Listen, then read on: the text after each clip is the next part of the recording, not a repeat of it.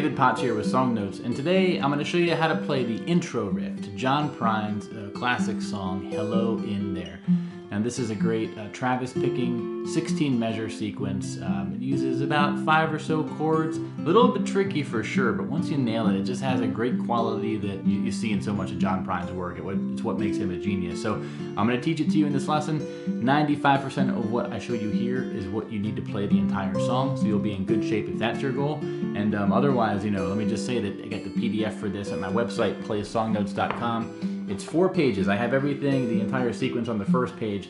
And on the other pages, I'll give you some context about, how to learn this step by step, how to approach the chord shapes and all that sort of thing. It's just super, super handy to have outside of this video. Use this video to get started on your way and take this chord sheet with you to learn the song and have it with you forever, right?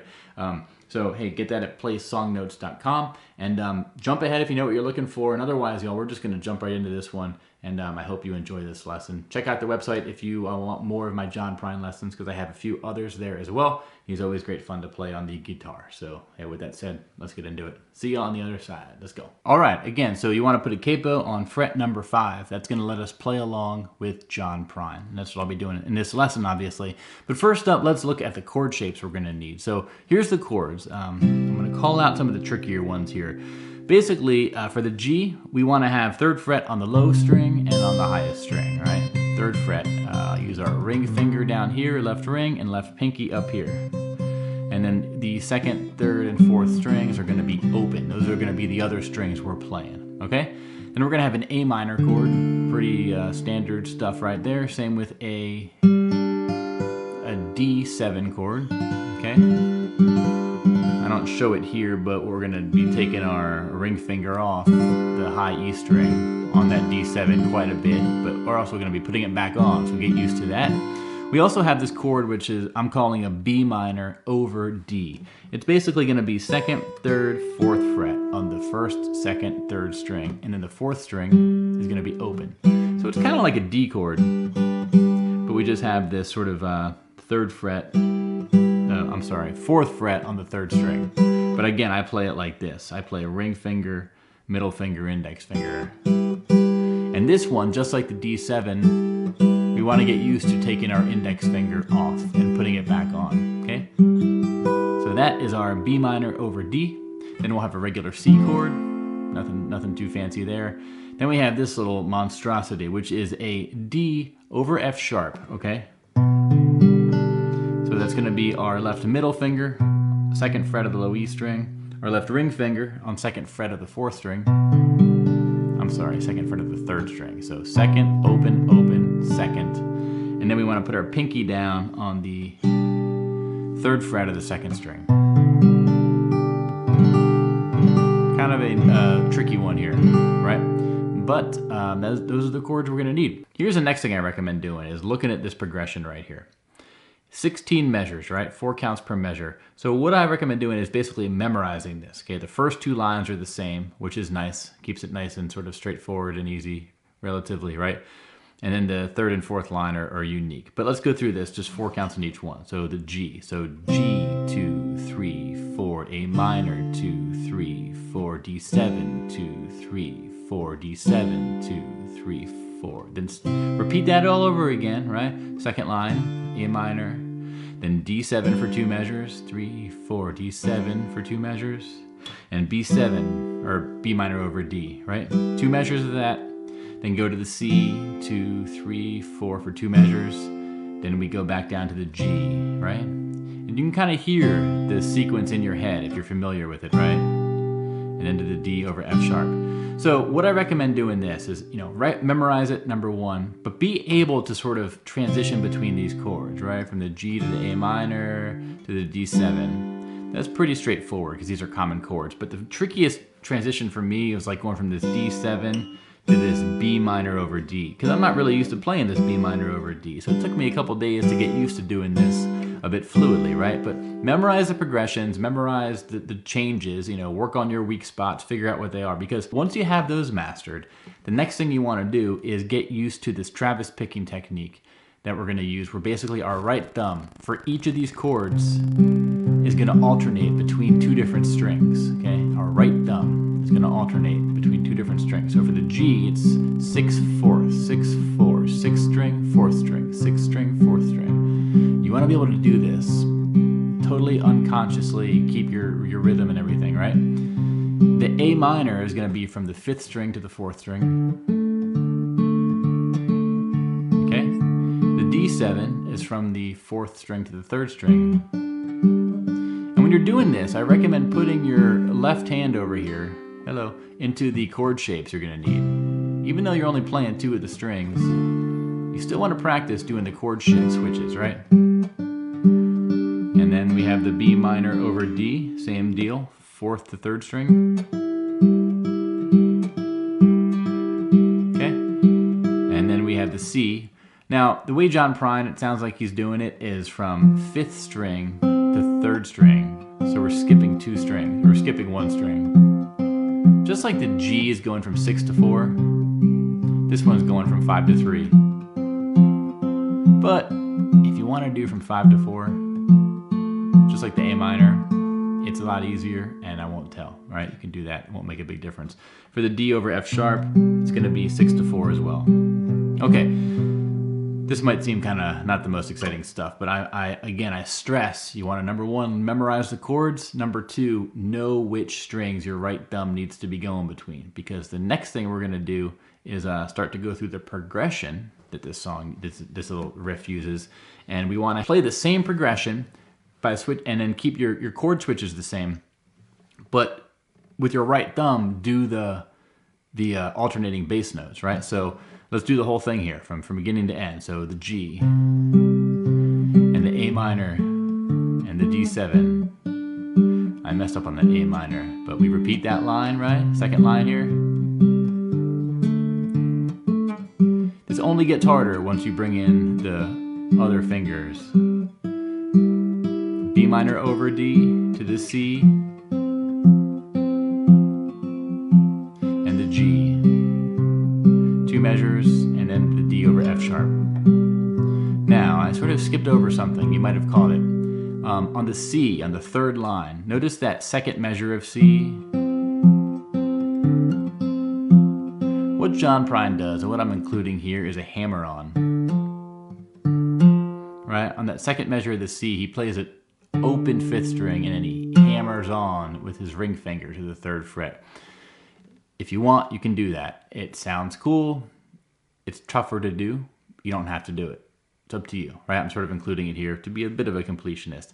Some of the notes John Prine plays, I'm not including here, but this is 98% of what you need, and it's accurate, right? That final 2%, I don't want to get into tabbing that because it just gets crazy. It gets more difficult for you to learn and me to teach. And if you're at the point where you master what I'm showing you, you'll be in good shape for hearing that final 2% that I'm not covering here. But again, G to the A minor. Get good at this. It might seem boring to do, but this is a real thing that I recommend practicing. And what you can do is put on the album, put your capo on the 5th fret, and play along. Right? B minor over D, C, and the last line, G, and to the D over F sharp. Okay? And G is where it all ends again. So that's the step 2 that I recommend doing. Now, step 3 is gonna be to go to that first page, which has the full tab here, okay? And we're gonna add in the melody notes on the 2nd and 3rd and 1st string as we continue to do the right thumb stuff, okay? So starting with the first measure. First of all, as the song starts with this open 3rd string. Okay, so you're gonna play this open 3rd string before the first measure starts, right? Okay, so just note I have that in the tab there. But otherwise, let's look at just the first measure. If we just play the new notes, it's gonna be, okay, this is the 2nd measure too. So first 2 measures. So those are the only notes we're gonna do. It's 1, 2, 3, and it's 4 or 5 notes. But we want to do that with the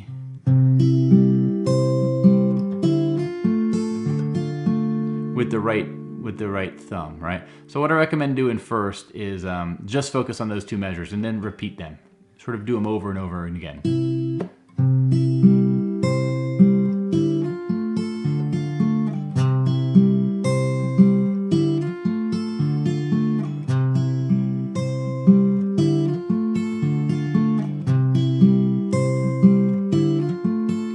Now, I have the benefit of having played this for the last 4 or 5 days over and over and over and over and over again, right? When you start off, it's not going to go so smooth necessarily.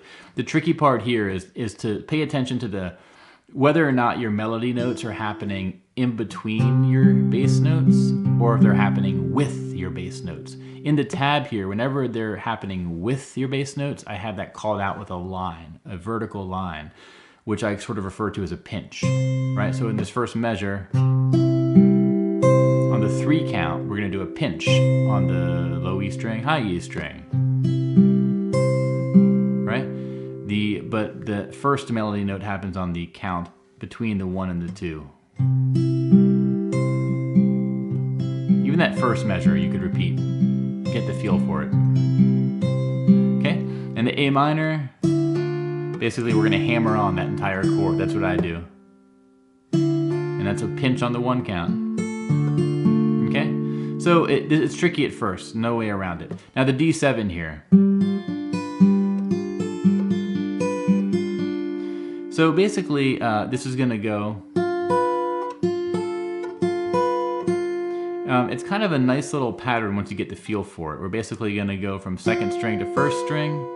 I have this in parentheses from 2nd string to open 1st string, and then from 2nd string to 1st string and back to 2nd string. And we're doing that with the bass notes in between, right?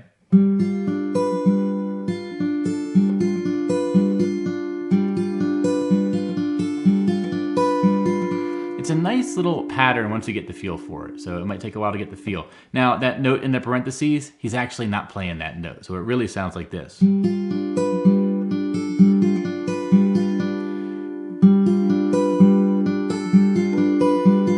I'm including it there because when you're learning it, I think it's actually helpful to play it. Because you kind of get this pattern, right? This back and forth. You could do this over and over again. I recommend repeating that when you're learning this for the first time, but then once you get a little bit of a mastery, just tell your brain not to play that note, okay? So that's how you do the first line. The good news is the second line is entirely the same as the first line. So now we're on this third line here. It starts off with the B minor over D. The cool thing about this is it uses the exact same pattern I just showed you with the D7. We're basically going to take our index finger off the 2nd fret of the high E string. Okay?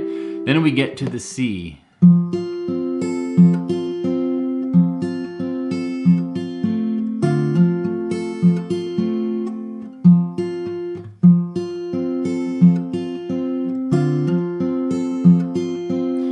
This is very similar to what we've already done, right? The new notes are just basically 1st fret, open, 1st fret, 1st fret, open, 1st fret on the 2nd and 1st string. It sounds easy when I say it, but it's hard when you're combining it with those bass notes.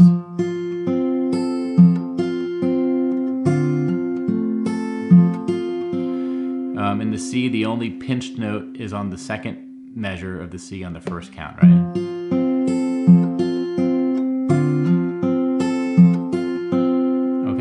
And then we go to the last line here. And this last line avoids the high E string altogether, right? So we're gonna start with the G, right? So the G is just going, those are the only notes we're playing in those 2 measures, right? Melody notes, right?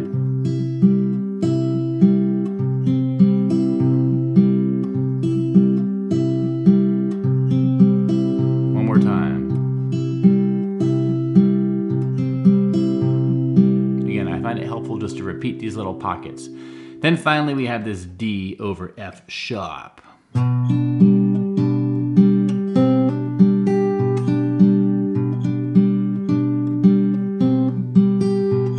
Little trick for this one, I don't put my pinky down till I need it. I wait till the last second. Right, again. Okay, so there we have it. Let me do the whole thing for you now from beginning to end, and you'll see what it sounds like.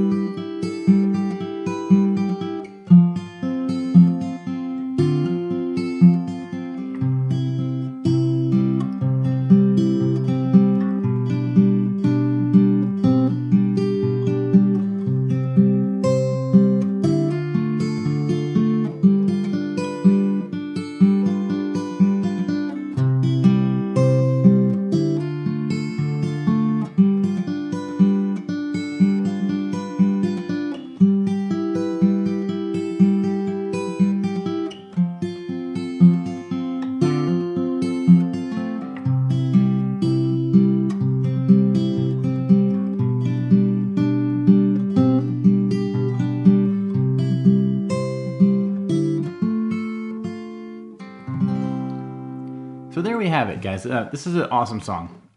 Again, give it some time. I've spent the last 4 or 5 days just jamming on this one, like an hour a day at least. And it helps that I was just playing Clay Pigeons, you know, the couple of days before that. So I was totally in John Prine, muscle memory world. It just sort of worked out where the sort of request came in. This is, you know, he's in the hospital as I record this, recovering from COVID-19, scary time in general for us all a little bit. And he, you know, it's just like you hate seeing your beloved musician fans depart. And hopefully he keeps on recovering, and it's not his time yet, because his music is so great. And this request came in. I was already doing Clay Pigeons, snuck this one in too.